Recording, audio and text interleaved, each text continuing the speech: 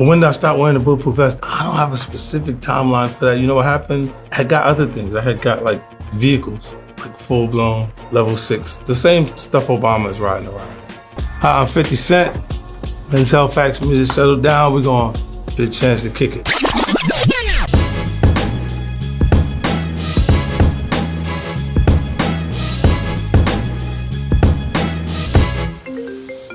Oh, who's that? Whose phone is that? It's Tony, he's fine. Oh man, you f***ed up the whole shot, bro. I want to be the bad example for everyone. Yeah, man. Yo, this is the first time I did spring break. Look how big my clothes was. Why was we wearing clothes that big, right? Damn, it looked like we all was getting dressed big and tall. I had so much fun doing that though. It's very rare you get people to agree on something. In fact, the first thing your publicist will do when you go through media training is tell you to stay away from politics and religion because you start to alienate people with whatever you said. And then you see what happened with Kanye when he starts to talk about politics. What they do agree with is magic. It feels like magic when music is spot on. This is cool to even think about this. I would not be thinking about this if I wasn't here. Helen Mirren was in the television. But once I got towards Power, I was out at the festival there in France. We was in Monaco. She's sexy. She'll look at you and you go, oh shit. Like, look, it don't matter how. I don't care how old she get. I don't give a f what nobody says. She's sexy. Her husband is like right there with her. Like, he's just going, oh, that's what she does. You know, she does. You know, but he notices when you notice that she's sexy. It's her confidence, it's everything that she is for all of these years. She's gonna be sexy forever. This is Wankster, my first music video.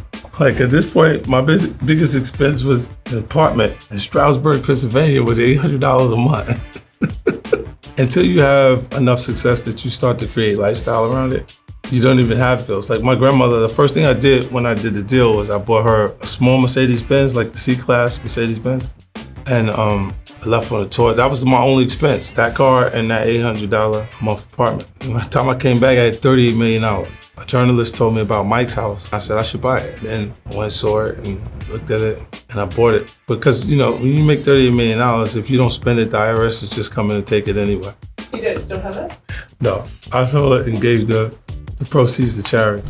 You know what? 2003 was so much fun. There was so much energy around me as a new artist that you can't recreate. Like, you know, you may get a second chance at some things, but never a first impression. You know, I think between 2003 and 2005 that I've seen a version of every kind of vagina out there. I came being a guy who would have what he could have, not what he wants. And then when it shifts so fast that you go, what happened? You're not prepared for it. And they're so excited you're gonna meet and you just have the greatest time of your life. Now look, in 2005, you start feeling like you're hot. So all of a sudden you have transformed. You're a bad bitch, right? So now that you're this bad bitch, right? You're looking at, the girl's looking at you and you're going, oh, she thinks she's gonna get me. And now you think you're so hot that you're running from the girls. But the after party is not happening in your hotel room anymore because you had this newfound value for yourself that you're running to be in the room by yourself. And that period was the period that I actually was going through contracts and kind of learning what I committed to. What gym routine was it for this guy with this six-pack right here, right? At this point, I was 15 years old. And if you see that gate behind me, it's the gate to SpaFit juvenile facility. The fitness there was more, you had to kind of keep yourself together to create less altercations for you. If you took care of yourself and you felt like people would look at you, because it's a juvenile facility, but if they look at you like you might be a hard time, they might not want to have the altercation. So this next picture is in the same time period, and it's like a cookout. It was like a visit from my family at that time period. And it's crazy because I don't have a lot of pictures of me in that actual age. I wonder where y'all got this from.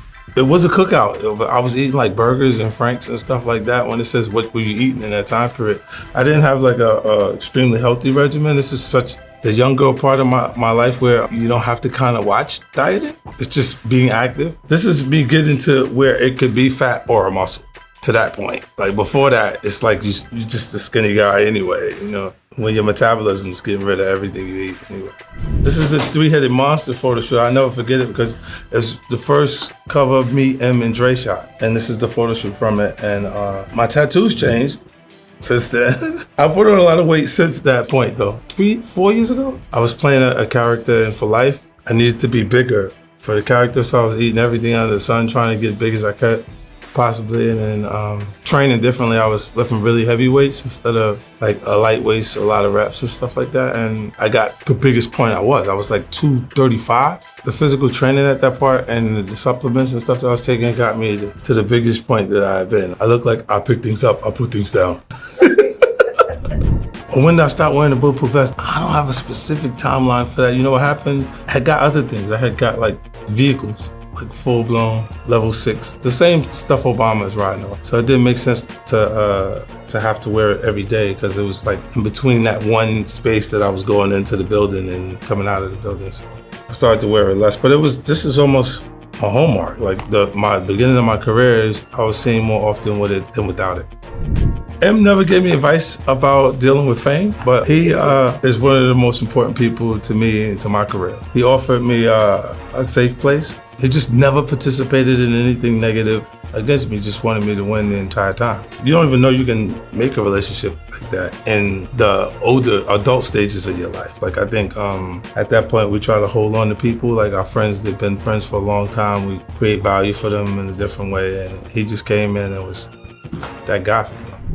50 Cent is definitely not as smart as Curtis. Some of the stuff that you're saying in the records to keep up with the tones of the culture, it matches the early stages and the thought process at that point with a lack of a lot of information. So I had to dumb it down to do it. And this is why I don't do it as often as I did in the very beginning.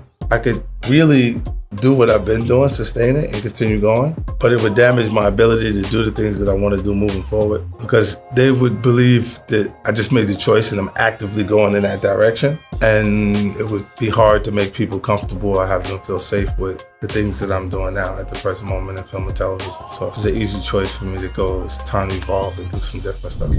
I'm developing the 8 Mile film into a series.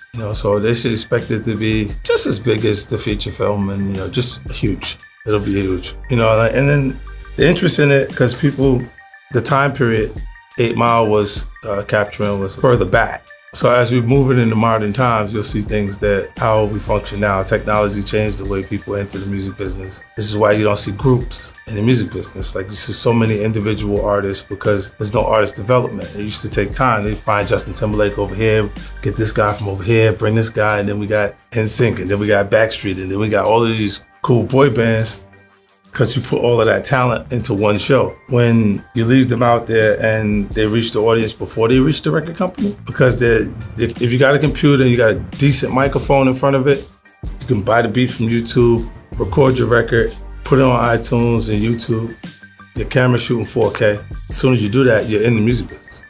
It's just how much interest are you generating. Some people start to take off immediately and they get a lot, and other people got to work at it until they're good. And it's not negative that you have to work at it because an easy job is a hard job. People forget they're working.